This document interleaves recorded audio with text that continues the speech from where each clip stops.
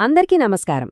ఈరోజు మనం మనసును ఎప్పుడూ చురుగ్గా, స్పష్టంగా ఉంచుకోవడానికి ఉపయోగపడే 3 సింపుల్ కానీ చాలా పవర్ఫుల్ టెక్నిక్స్ గురించి తెలుసుకోబోతున్నాం. ఇవి మన ఆలోచన విధానాన్నే మార్చేయగలవు.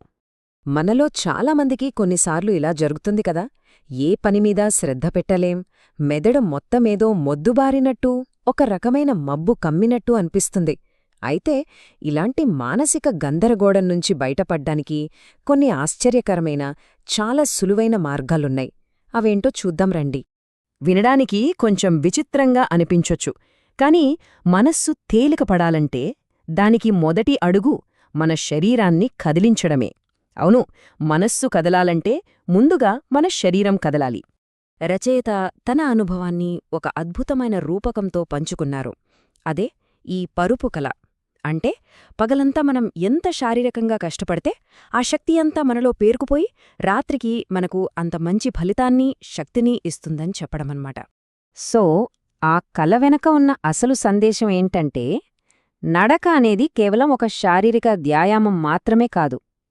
అది మనసులో పేరుకుపోయిన నెగటివ్ ఆలోచనలను బయటికి నెట్టేసి శరీరంలోకి మంచి ఆక్సిజన్ను పంపిస్తుంది.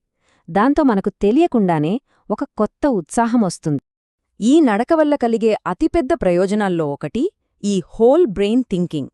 అదేంటంటే, మన బ్రెయిన్లో 2 భాగాలుంటాయి కదా, ఒకటి లాజికల్గా ఆలోచిస్తుంది, ఇంకొకటి క్రియేటివ్గా. ఈ రెండింటినీ ఒకేసారి యాక్టివేట్ చేసి కలిసి పనిచేయించడమే హోల్ బ్రెయిన్ థింకింగ్. ఇది చాలా కష్టమైన సమస్యలకు కూడా కొత్త పరిష్కారాలను చూపిస్తుంది. అసలిది ఎలా పనిచేస్తుందంటే, నడకలో చూడండి, 2 ఆపోజిట్ విషయాలున్నాయి. ఒకటి శారీరకంగా యాక్టివ్గా ఉండటం, 2 అదే సమయంలో మానసికంగా రిలాక్స్డ్గా ఉండటం. ఈ విచిత్రమైన కలయికే మన బ్రెయిన్ను స్టిమ్యులేట్ చేసి అద్భుతంగా పనిచేసేలా చేస్తుంది. గొప్ప గొప్ప ఐడియాలు అప్పుడే వస్తాయి. అమోస్ అలోన్జో స్టాడ్ జీవితమే దీనికి ఒక ప్రత్యక్ష ఉదాహరణ. ఆలోచించండి, 103 సంవత్సరాలు. ఆయన అంత ఆరోగ్యంగా, ఉత్సాహంగా ఉండటానికి కారణం రోజూ తీవ్రమైన వ్యాయామం చేసి తన శరీరంలోకి ఆక్సిజన్ను నింపడమే. ఇది మనం మాట్లాడుకుంటున్న సూత్రానికి తిరుగులేని నిదర్శనం. ఓకే, శరీరానికి వ్యాయామం గురించి చూశాం. మరి మనసు సంగతేంటే? దానిక్కూడా వ్యాయామం కావాలి కదా. ఇప్పుడు మనం మెదడుకు పదును పెట్టే ఒక మానసిక వ్యాయామం గురించి తెలుసుకుందాం. ఇది కొన్ని హాబీల మీద మనకున్న అభిప్రాయాలనే మార్చేయొచ్చు. మనలో చాలామంది అనుకుంటాం కదా, మిస్టరీ నవలలంటే జస్ట్ టైంపాస్ అని. రచయిత కూడా మొదట్లో అలాగే అనుకున్నారు. కానీ వాటి వెనుక మన బ్రెయిన్ను షార్ప్ చేసే ఒక పెద్ద శక్తి దాగి ఉందని ఆయన గ్రహించారు. అదే మన రెండో కీ పాయింట్. ఈ నంబర్ చూడండి, 230. ఏంటిది? జస్ట్ ఒక నెంబరేనా, లేక దీని వెనుక ఏదైనా పెద్ద కథ దాగి ఉందా? అవును, మీరు విన్నది నిజమే.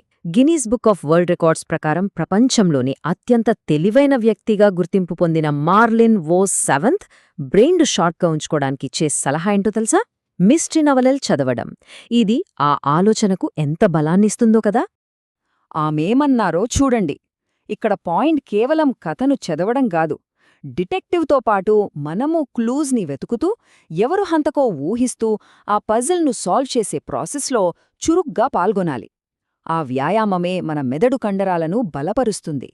కాబట్టి ఇక్కడ మనం గుర్తుంచుకోవాల్సిన అతి ముఖ్యమైన విషయమేంటంటే, మన తెలివితేటలు పుట్టుకతో వచ్చినవి, వాటిని మార్చలేం అనుకోవడం తప్పు. మన బ్రెయిన్ కూడా ఒక కండరం లాంటిలే.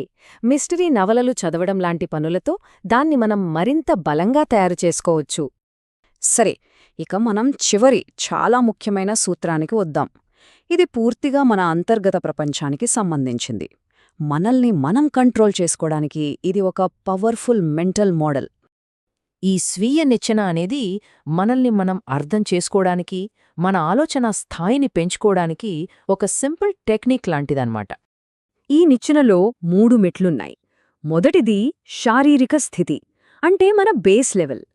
రెండవది భావోద్వేగ స్థితి. ఇది చాలా డేంజరస్, ఎందుకంటే మనం ఎక్కువగా కోపం, బాధ వంటి వాటిల్లో ఇక్కడే ఇరుక్కుపోతాం. ఇక మూడవది మనం చేరుకోవలసిన స్థాయి, మనసు. తేడా చాలా స్పష్టంగా ఉంది కదా. భావోద్వేగాలతో తీసుకునే నిర్ణయాలు చాలా వరకు విధ్వంసానికే దారితీస్తాయి. అవే కోపం, భయం, పగ, ఇవి సంబంధాలను పాడుచేస్తాయి. అదే మనస్సుతో అంటే తర్కంతో ఆలోచిస్తే అది సృజనాత్మకంగా ఉంటుంది, కొత్త వాటిని నిర్మిస్తుంది. సో టెక్నిక్ చాలా సింపుల్. ఎప్పుడైనా సరే కోపం, బాధ లాంటి ఎమోషన్స్ కంట్రోల్ తప్పుతున్నాయని అనిపించినప్పుడు ఒక్క క్షణం ఆగండి. వెంటనే రియాక్ట్ అవ్వద్దు. స్పృహతో ఆ నిచ్చెనలో 2వ మెట్టు నుంచి 3వ మెట్టుకు అంటే మనసు దగ్గరికి వెళ్ళండి. అప్పుడు ఆలోచించి మాట్లాడండి. ఇది మనల్ని చాలా తప్పుల నుండి కాపాడుతుంది. సరే, ఇప్పటిదాకా మనం 3 వేరువేరు విషయాలు చూశాం కదా. ఇప్పుడు వీటన్నింటి వెనుక ఉన్న ఒకే ఒక్క కామన్ సూత్రం ఏంటో చూద్దాం. మొదటిది శరీరాన్ని చురుగ్గా కదిలించడం. రెండవది బ్రెయిన్ను చురుగ్గా వాడడం, పజిల్ సాల్వ్ చేయడం. మూడవది మన ఆలోచనలను చురుగ్గా ఎంచుకోవడం. చూసారా, ఈ మూడింటిలో ఉన్న కామన్ పాయింట్ చురుగ్గా, స్పృహతో పాల్గొనడం, యాక్టివ్గా ఉండటం.